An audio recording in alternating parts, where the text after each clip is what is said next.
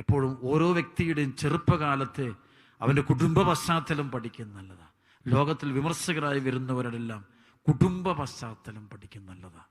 സ്നേഹം കിട്ടാത്ത സാഹചര്യം വേറൊന്നുമല്ല.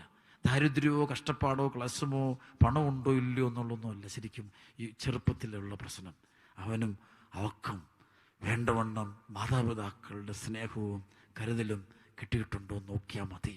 അവൻ്റെ ജീവിതത്തിൽ ഇന്ന് അവൻ പറയുന്ന വാക്കുകളിലും പ്രവൃത്തികളിലും നിഴലിക്കുന്നത് മുഴുവനും ആ ഒരു സംഭവത്തിൻ്റെ ഒരു തലം ഉണ്ടാകും എന്നതിന് യാതൊരു സംശയമില്ല. അതുകൊണ്ടാണ് കുഞ്ഞുങ്ങളെയൊക്കെ നിങ്ങൾ സ്നേഹത്തിൽ വളർത്തിയെടുക്കണം. പണത്തിനു വേണ്ടി ഭാര്യ വിദേശത്തും കുട്ടി ഇവിടെയും, അപ്പനെ അവിടെ അമ്മയോടെ, എല്ലാവരും ഓട്ടത്തിൽ രാവിലെ അപ്പനോടുന്നു അപ്പയോടുന്നു. ഇത് മാത്രം സ്നേഹം കൊടുക്കാൻ നേരം പണം കൊടുക്കും. വേണമെങ്കിൽ ഒരു ലോഡ് പണം കൊണ്ടുപോയി കൊച്ചിൻ്റെ വീട്ടിൽ കൊണ്ട് വെച്ച് കൊടുക്കും. ഇഷ്ടമുള്ള ബർത്ത്ഡേക്ക് ഇഷ്ടമുള്ള സാധനം എല്ലാം കൊണ്ട് കൊടുക്കും. പക്ഷെ സ്നേഹം മാത്രം കൊടുക്കില്ല.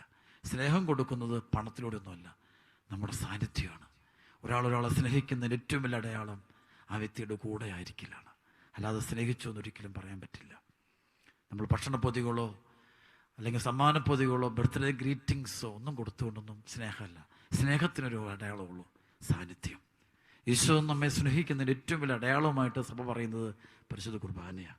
കുർബാന എന്ന് വെച്ചാൽ അവൻ നമ്മുടെ അടുത്ത് വരുന്ന, നമ്മുടെ അടുത്തെത്തുന്ന, കൂടെ വസിക്കുന്ന സാന്നിധ്യം. സ്നേഹം ഒരിക്കലും വസ്തുക്കളിലൂടെ കൊടുക്കാൻ പറ്റില്ല. കുറച്ച് കാണിക്കാം അടയാളം, പക്ഷേ സ്നേഹം എന്നുള്ളത് സാന്നിധ്യത്തിൽ മാത്രമാണ്. അപ്പനും അമ്മയ്ക്കും അവർക്ക് സ്നേഹം മക്കൾക്ക് കൊടുത്തതിൽ അവർ കൂടെ ഉണ്ടെങ്കിലേ ഉള്ളൂ. കൂടെ ഇല്ലാതെ വേറെ എവിടെ പോയിരുന്നാലും നിങ്ങളെ കുഞ്ഞുങ്ങളെ ജനിപ്പിച്ചു എന്നുള്ള കടമയേ ഉള്ളൂ, സ്നേഹിച്ചിട്ടില്ല.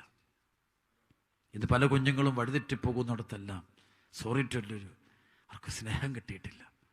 നിങ്ങൾ നല്ല ജോലി മേടിച്ചു കൊടുത്തിട്ടുണ്ടാകും, നല്ല സ്കൂള് കൊടുത്തിട്ടുണ്ടാകും, നല്ല ഹോസ്റ്റലിംഗ് കൊടുത്തിട്ടുണ്ടാകും, നല്ല വസ്ത്രം മേടിച്ചു കൊടുത്തിട്ടുണ്ടാകും, പക്ഷേ നിങ്ങളെ മാത്രം കൊടുത്തിട്ടില്ല.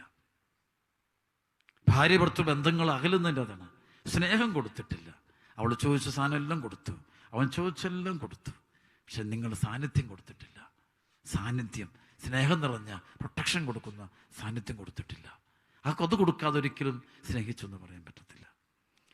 പിതാവായ ദൈവം നമ്മെ സ്നേഹിച്ച് സ്വന്തം പുത്രനെ ജീവനോടെ ശല്ലേ മനുഷ്യനായി അവതരിച്ചത് അടുത്തോട്ട് വന്നിട്ടാണ്, നമ്മുടെ അടുക്കൽ വന്നു.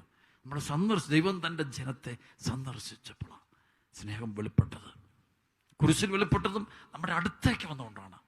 ഹിസ് പ്രസൻസ്, അവൻ്റെ സാന്നിധ്യമാണ്, അവൻ്റെ മനുഷ്യാവതാര ഇൻകാർണേഷനാണ് സ്നേഹത്തിൻ്റെ പൂർണ്ണത.